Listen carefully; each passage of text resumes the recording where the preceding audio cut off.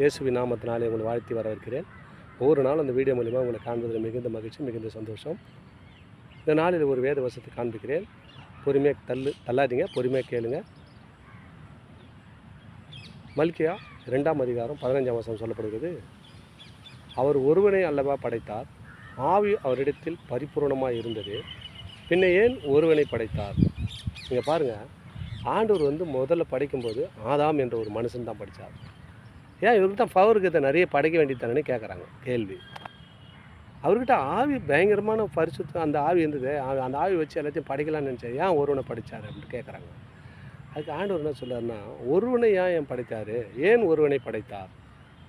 வேத பக்தி உள்ள சந்ததியை பெருகும்படி தானே, ஆகையால் ஒருவனே தான் இளை வயதில் மனைவிக்கு துரோகம் பண்ணித்தபடிக்கு உங்கள் ஆவியை குறித்தும் எச்சரிக்கையாக இருங்கள். பார்த்தியா, இந்த ஆவி எப்படி இருக்கணுமா? எச்சரிக்கையாக இருக்கணுமா. ஏன்னா ஒருவனை படைத்தார். அவர் எதுக்கு ஒருவனை படைத்தார் சொன்னால், அவன் தேவனுடைய சந்ததி விளங்கணும். ஏசப்பா எப்படியா பட்டோன்னு தெரிஞ்சுக்கணும் இல்லையா? ஆதாமை படித்தார். ஏவாள் எப்படி படித்தான்னு தெரியுமா?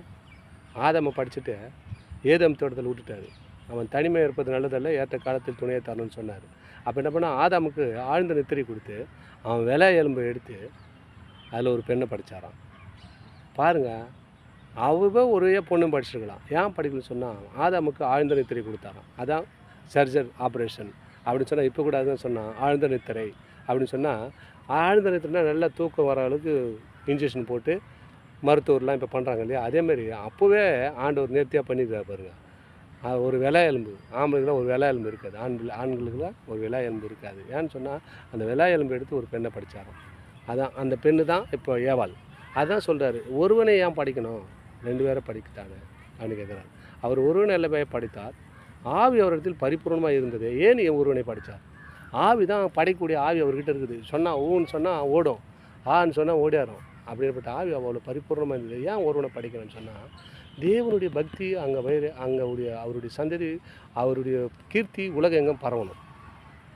எப்படி பரவணும்னு சொன்னால், வேத பக்தி உள்ள சந்ததி பெருகும்படி தானே. வேத பக்தின்னு சொன்னால் தேவனுடைய பக்தி பெருகணும், வளரணும். அப்படின்னு சொன்னால் அவர் செய்த அற்புதத்தை உலகம் ஃபுல்லாக தெரியணும். இப்போது ஒரு மண் எடுத்து மனுஷனை படித்தா நாசிலே சுவாசித்து விடுனார், மனிதன் ஜீவாத்மனான். அவன் தான் ஏவாள். ஆதாமுக்கு உள்ளே இருந்தது ஏவாள்.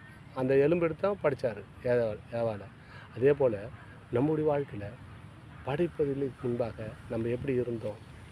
வெறும் மண்ணாக இருந்த நம்மளை எல்லாம் மனுஷன் ஆக்கினார், தன் சாயல் ஆக்கிறார், தன் சாயல் ஆக்கினார், தன் ஜீவனை ஊதினார். அவர் ஜீவன் தான் நம்மளுக்குள்ளே ஓடினது. இப்போ பாருங்கள், ஒரு மனுஷனுக்குள்ளே இயேசுடைய ஜீவன் இல்லாத உயிரே இருக்க முடியாது.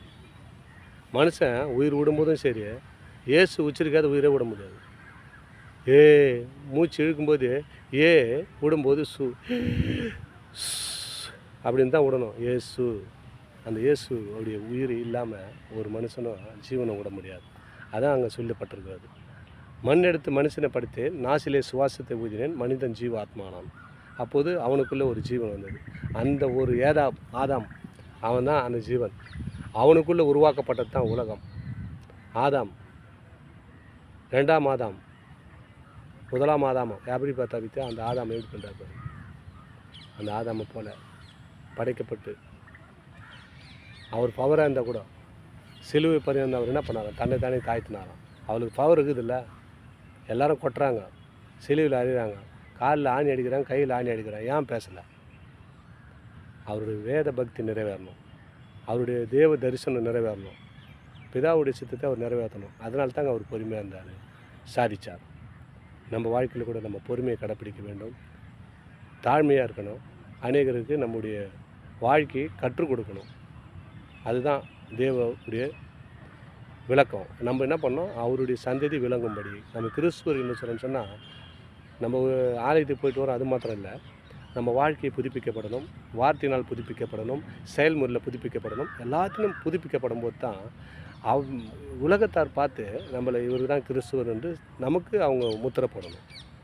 நான் கிறிஸ்துவன் சொல்லிக்கிறது அது இல்லை. கிறிஸ்துவர்கள் எல்லோரும் கிறிஸ்துவாக வாழலாம், ஆனால் இயேசு கிறிஸ்துக்குள் வாழணும். அதான் வாழ்க்கை. அதை பற்றி ஆண்டவர் சொல்கிறார். நான் படிக்கும்போது எல்லா ஜனத்தையும் ஒரே நாளில் உருவாக்கிட்டு இருப்பேன், ஏன் உருவாக்க முடியாது? அவருக்குள்ள ஆவி இருந்தது. ஏன் அந்த ஆவி, அந்த பலமான ஆவி வந்து எல்லோரும் ஒரே ஆண் பெண் எல்லாம் படிக்க வச்சா, பறவை இனங்கள் ஊரும் புராணிகள் எல்லாம் ஒரே படிச்சுக்கலாமே. அவர் தனித்தனியாக வேர் பிரித்து படித்தார். எதுக்கு படித்தார்னா அதுதாங்க, அவர் திட்டம் நிறைவேறணும், செயல்முறைகள் வெளிப்படுத்தணும், கீர்த்தி உலக முகம் தெரியணும். அதுக்காக தான் அவர் படித்தார். அந்த படைப்பிற்கு தான் சொல்கிறார். அவர் ஒருவனாக படித்தார். ஒருவன் அல்லவா படித்தார். ஏன் அவருக்குள்ள ஆவி பரிபூர்ணமாக இருந்தது. ஏன் ஒருவனாக படித்தான்னு கேள்வி. படித்த காரணம் தான் அவருடைய கீர்த்தி எங்கே தெரியணும். ஒன்று ஒன்றா படித்து அவங்களுக்கு என்னென்ன பேர் வைக்கணும் வச்சார். அந்தந்த பேர் ஆபிரகாமுக்கு என்ன பேர், ஆபிரகாம் என்னென்ன பேர் இட்டானோ அந்தந்த பேர் தான் உலகத்தில் வணங்கிச்சு. ஆடு ஆடு, மாடுனா மாடு. ஆபிரகாம் என்னென்ன பேர் வச்சாரோ அந்த 2ஆம் ஆதாம் அப்படின்னு என்ன பேர் வச்சாரோ அந்த பேரெல்லாம் அப்படியே விளங்கிடுச்சு. நம்ம வாழ்க்கையில் நம்ம எப்படி இருக்கணும், ஒருவனாக இருக்க நினைக்காதீங்க. நம்ம வாழ்க்கையில் ஏசப்பா கூட இருக்கிறாரு. நம்ம எல்லா வாழ்க்கையும் ஆராய்ந்து அறிந்து அதில் நடக்கணும். ஆசீர்வாதத்தை பெற்று அன்போடு வாழணும். ஏசப்பாவோட இணைந்து கொள்ளுங்கள். நம்ம வாழ்க்கையில் நம்ம ஒன்றையாக இருக்க நினைக்காதீங்க. ஆண்டவர் நம்மளோடு இருக்கிறார். அவருடைய ஜீவன் நம்மளுக்குள்ளே இருக்கிறது. ஒரு நாளும் நம்ம என்ன பண்ணோம், அது தொடர்ந்து போராடுவோம். ஆசீர்வாதத்தை பெற்று அன்போடு வாழ்வோம். ஆமென். God bless you.